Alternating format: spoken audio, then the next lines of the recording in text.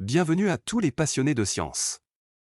Aujourd'hui, nous nous penchons sur l'histoire incroyable de Heinrich Rudolf Hertz, physicien de génie dont les découvertes révolutionnaires ont bouleversé notre compréhension de l'électromagnétisme. Heinrich Rudolf Hertz, né le 22 février 1857 dans la ville dynamique de Hambourg, en Allemagne, était destiné à laisser une marque indélébile sur le monde scientifique. Son parcours, depuis ses humbles débuts jusqu'à son statut de pionnier dans le domaine de la physique, n'est rien moins qu'une source d'inspiration. Le jeune Heinrich a grandi à Hambourg et a manifesté très tôt un vif intérêt pour le monde naturel. Sa curiosité et sa passion pour la science ouvrent la voie à une carrière remarquable.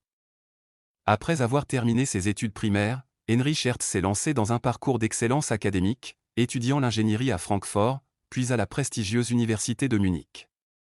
Mais c'est pendant son séjour à l'université de Berlin, où il a obtenu son doctorat, que l'intelligence de Hertz a véritablement commencé à briller. Plongé dans le monde universitaire, Hertz se penche sur les mystères de l'électromagnétisme, un domaine mûr pour l'exploration à la fin du XIXe siècle.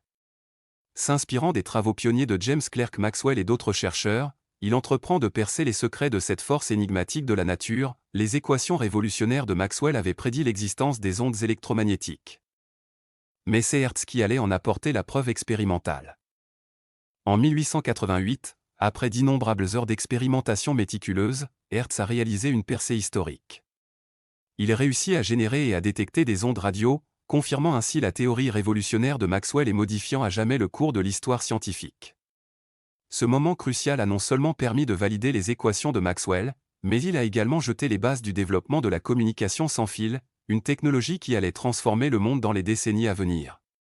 La découverte des ondes radio par Hertz a ouvert la voie à une nouvelle ère de connectivité, permettant les communications à longue distance et ouvrant la voie à des inventions telles que la radio, la télévision et, plus tard, l'Internet. Mais les contributions de Hertz à la science ne s'arrêtent pas là.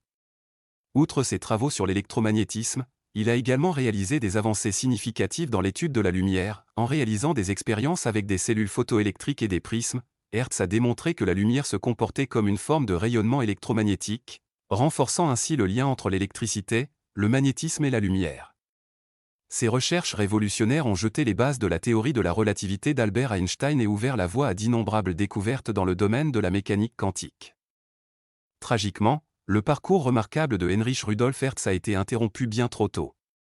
En 1894, à l'âge de 36 ans seulement, il succombe à des complications dues à une infection, laissant derrière lui un héritage qui perdurera pendant des siècles. Bien qu'il nous ait quittés prématurément, l'impact de Hertz sur le monde de la science continue de résonner jusqu'à aujourd'hui.